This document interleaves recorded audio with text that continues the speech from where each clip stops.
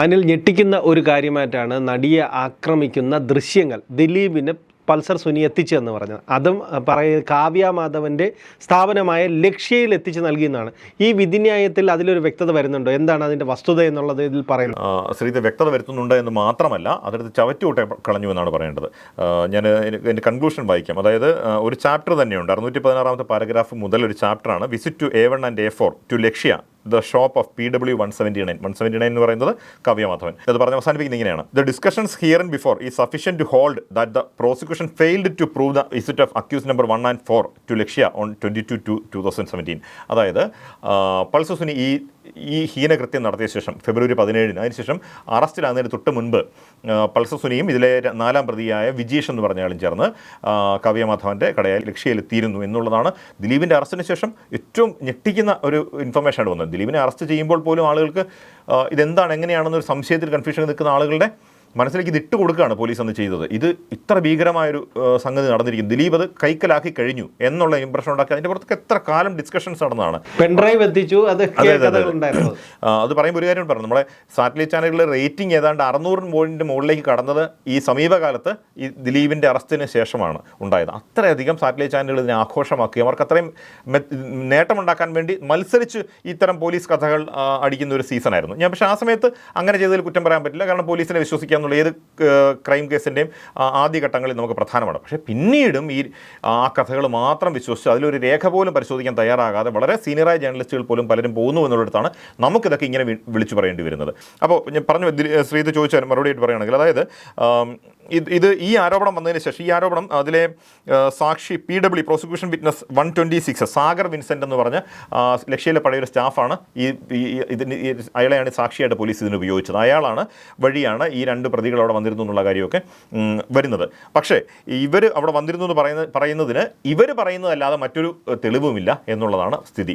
ശ്രദ്ധിക്കണം, ഇതിലെല്ലാ ഘട്ടത്തിലും ഈ കേസിലെ ഒരു പ്രത്യേകത എന്ന് പറഞ്ഞാൽ എല്ലാ ഘട്ടത്തിലും പ്രതികൾ പറയുന്ന സ്റ്റേറ്റ്മെൻറ്റിനനുസരിച്ച് അന്വേഷണം നീങ്ങുകയായിരുന്നു, അല്ലെ അന്വേഷണ സംഘം നീങ്ങുകയായിരുന്നുള്ളതാണ്. ആ സ്റ്റേറ്റ്മെൻറ്റിനപ്പുറത്ത് അതിനെ കൊറോബറേറ്റ് ചെയ്യാനായിട്ട് യാതൊന്നുമില്ല. കൊറോബറേറ്റ് ചെയ്യുന്നതിനെക്കുറിച്ച് നമ്മൾ മുമ്പ് തന്നെ പറഞ്ഞിട്ട്, ഇപ്പോൾ ഇതിനകത്ത് ഒരുപാട് സ്ഥലങ്ങൾ ഈ 1700 പേജുള്ള ജഡ്ജ്മെൻറ്റിൽ ഒരുപാട് സ്ഥലങ്ങളിൽ പറയുകയാണ് ഓറൽ സ്റ്റേറ്റ്മെൻ്റ് ആണുള്ളത്, അല്ലാതെ കൊറോബറേറ്റ് ചെയ്യുന്ന ഒന്നും തന്നെ ഇല്ല എന്ന് പ്രത്യേകം എടുത്തെടുത്ത് പറയുകയാണ്. അപ്പോൾ അതാണ് ഈ കേസിൽ സംഭവിച്ചിരിക്കുന്നത്. ഈ പൾസർ സുനിയുടെയും വിജീഷിൻ്റെയും മൊഴികൾ ഉണ്ട്. അവിടെ നോക്കുമ്പോൾ അവിടെ CCTV റെക്കോർഡില്ല, മറ്റൊരു രേഖയും അവരവിടെ പോയി എന്നുള്ളതിനില്ല. അപ്പോൾ ഈ ദൃശ്യങ്ങൾ ദിലീപിൻ്റെ പക്കൽ എത്തിയിരുന്നു എന്നുള്ളത് സ്ഥാപിച്ചെടുക്കാൻ വേണ്ടി പോലീസ് വളരെ ബോധപൂർവ്വം ആദ്യഘട്ടത്തിലെ പ്ലാൻ ചെയ്ത ഒരു സംഗതിയാണിത് എന്ന് തന്നെ പറയണം. അത് മാത്രമല്ല, മറ്റൊരു സാക്ഷി, അതായത് പ്രതിയായിരുന്ന പോലീസ് പിന്നീട് അപ്രൂവറാക്കി മാപ്പ് സാക്ഷിയാക്കി മാറ്റിയ PW 176 അയാൾ വിഷ്ണു, ജയിലിൽ പൾസർ സുനിയുടെ കൂട്ടുപ്രതിയായിരുന്ന ആളാണ്. അയാൾ ജയിലിൽ നിന്ന് ജാമ്യത്തിൽ പുറത്തിറങ്ങിയ സമയത്ത് 2017 മാർച്ച് ഏപ്രിൽ മാസങ്ങളിൽ ഈ കാവ്യ മാധവൻ്റെ ലക്ഷ്യയിലേക്ക് എത്തിയിരുന്നു എന്ന് പറയുന്നുണ്ട്. പക്ഷേ അയാളുടെ മൊഴി എടുക്കുമ്പോൾ പോലും അയാൾ വളരെ ഇവേസീവായിരുന്നു അയാളുടെ മറുപടികൾ എന്നാണ് പറഞ്ഞത്. എപ്പോൾ പോയി എന്നൊന്നും കൃത്യമായിട്ട് എനിക്കറിയില്ല.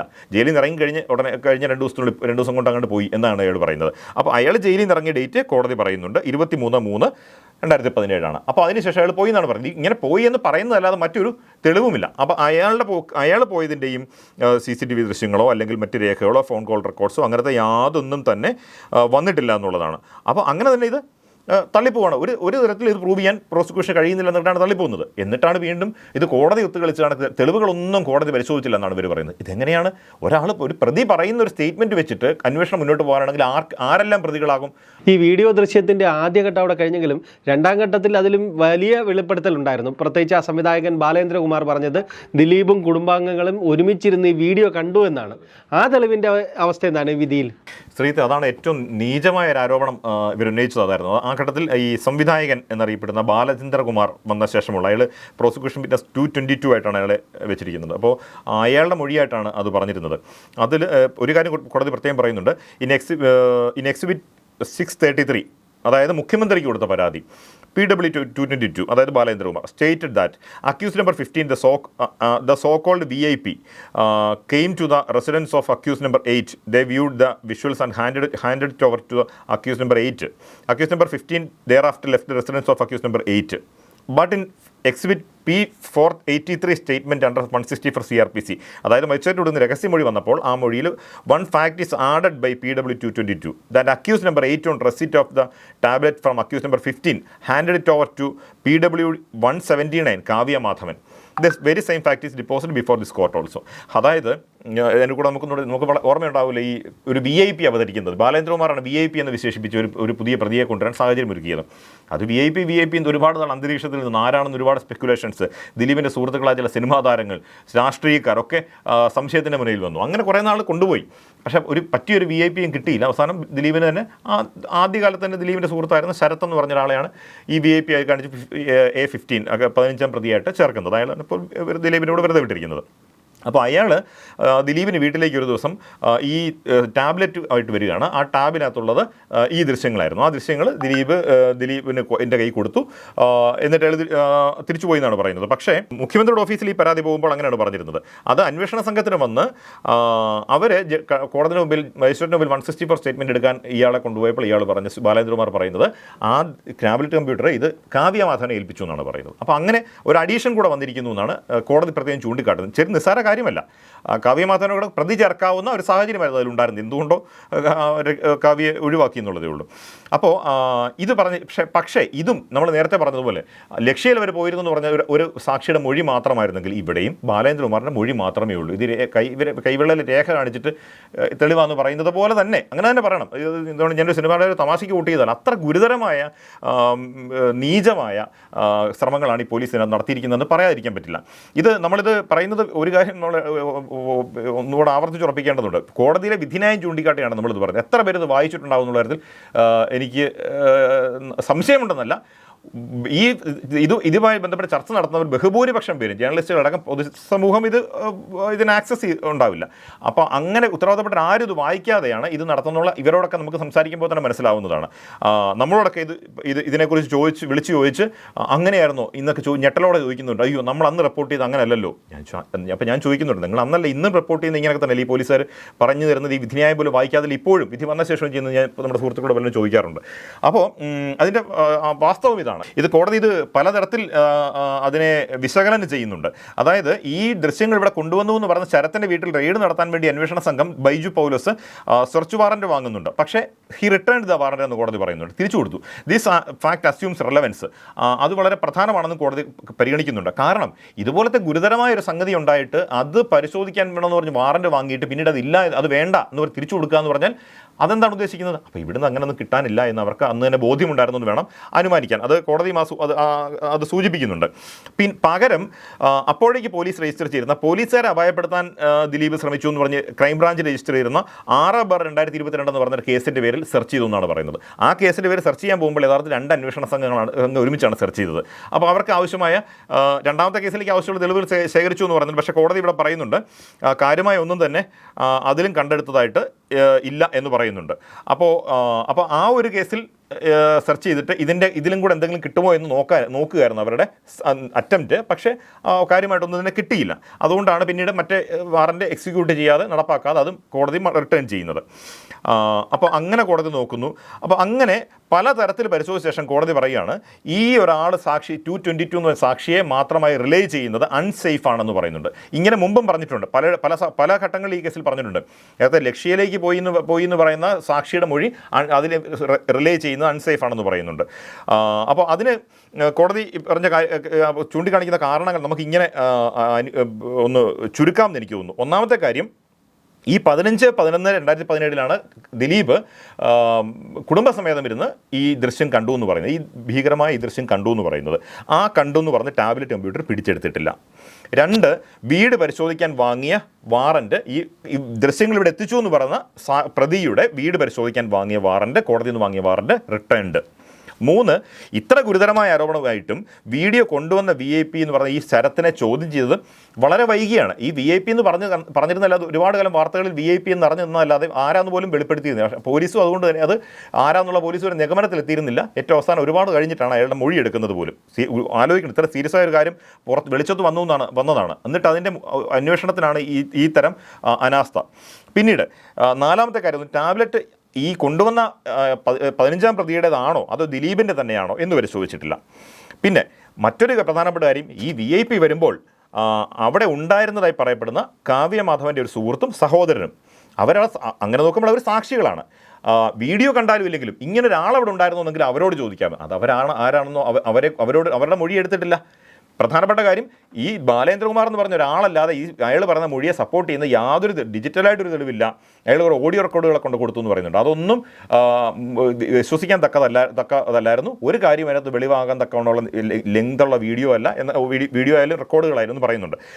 അപ്പോൾ പിന്നെന്താണ് വേണ്ടിയിരുന്നത്? അപ്പോൾ അവിടെ ഇൻഡിപെൻഡൻറ്റ് വിറ്റ്നസ് എന്ന് വേണമെങ്കിൽ പറയാവുന്ന സാക്ഷികൾ ഈ കാവ്യമാധവൻ്റെ സുഹൃത്തും സഹോദരൻ എന്ന് പറഞ്ഞ് അവരുടെ മൊഴി എടുക്കായിരുന്നു.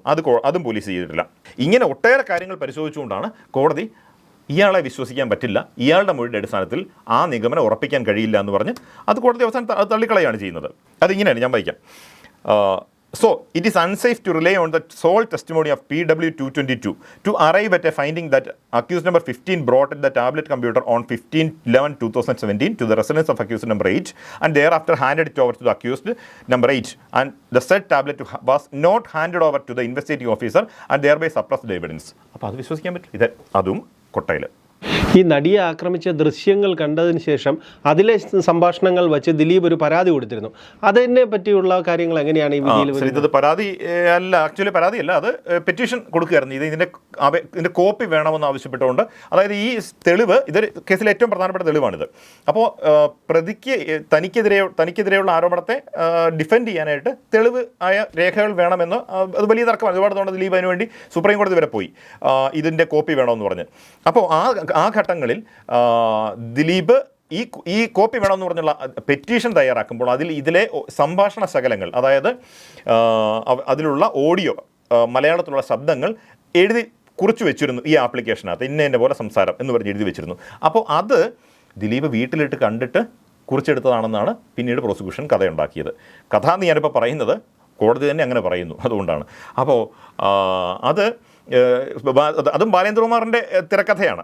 ബാലേന്ദ്രകുമാർ സംവിധായകനായിരുന്നല്ലോ. അപ്പോൾ ബാലേന്ദ്രകുമാർ പറയുന്നത് ഇത് ഓഡിയോ എൻഹാൻസ് ചെയ്ത് വളരെ ശബ്ദത്തിൽ കേൾക്കാവുന്ന തരത്തിൽ ആംപ്ലിഫൈ ചെയ്ത് അവിടെ വീട്ടിലിട്ട് കേട്ടിട്ടാണ് ഈ പെറ്റീഷൻ തയ്യാറാക്കിയെന്ന് ബാലേന്ദ്രകുമാർ സ്റ്റേറ്റ്മെൻറ്റ് അടിസ്ഥാനമാക്കിയാണ് പിന്നെ പ്രോസിക്യൂഷൻ പറയുന്നത്. യഥാർത്ഥത്തിൽ ഈ ദിലീപും അഭിഭാഷകരും ചേർന്ന് എൻ്റെ അറിവിലൊരു 4-5 തവണയെങ്കിലും കോടതിയിൽ വെച്ച് ഇത് കണ്ടിട്ടുണ്ട്. കോടതിയിൽ വെച്ച് അതിൽ ആദ്യം കാണുന്നത് 2017 ദിലീപ് ജാമ്യത്തിൽ ഇറങ്ങിയ ശേഷം അങ്കമാലി മജിസ്ട്രേറ്റ് കോടതിയിൽ വെച്ചാണ് കാണുന്നത്.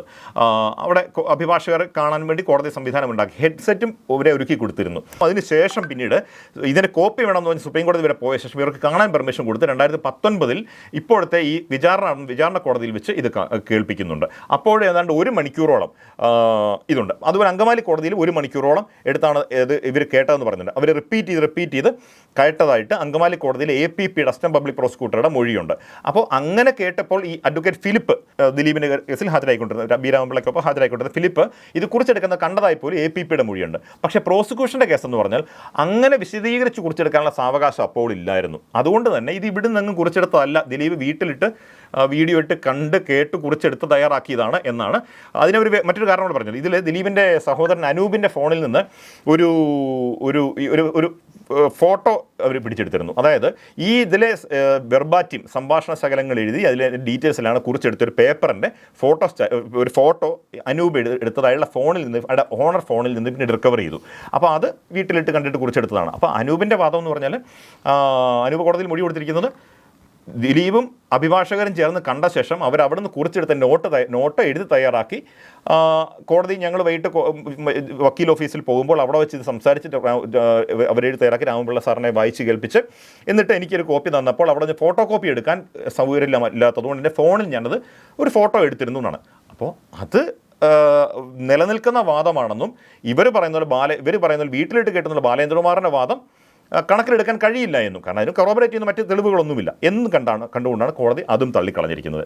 ചുരുക്കത്തിൽ പറഞ്ഞാൽ ഇങ്ങനെയൊക്കെയാണ് പോലീസ് ഇതിൽ തെളിവുകൾ ഉണ്ടാക്കിയെടുക്കാൻ ശ്രമിച്ചത്. ആ തെളിവുകൾ കോടതി അപ്രീഷിയേറ്റ് ചെയ്താൽ അല്ലെങ്കിൽ തള്ളിക്കളഞ്ഞു എന്നുള്ളൊരു പേരിലാണ് ഇപ്പോൾ കോടതിക്കെതിരെ ഈ മുറവിളിയെല്ലാം നടക്കുന്നത്. അതിന് വഴിയൊരുക്കിയത് തുടക്കകാലം തൊട്ട് നമ്മൾ നേരത്തെ പറഞ്ഞ ലക്ഷ്യയിൽ അവർ പോയി എന്ന് പറഞ്ഞ് കഥയുണ്ടാക്കിയത് മുതൽ ഇങ്ങോട്ട് പോലീസ് വളരെ ഭംഗിയായി നടത്തിയ പ്ലാന്റിംഗ് ആണ് നമ്മുടെ മലയാളി സമൂഹത്തെ, ഒരു വലിയ വിഭാഗത്തെ ബ്രെയിൻ വാഷ് ചെയ്ത് ഈ അവസ്ഥയിൽ എത്തിച്ചിരിക്കുന്നത്.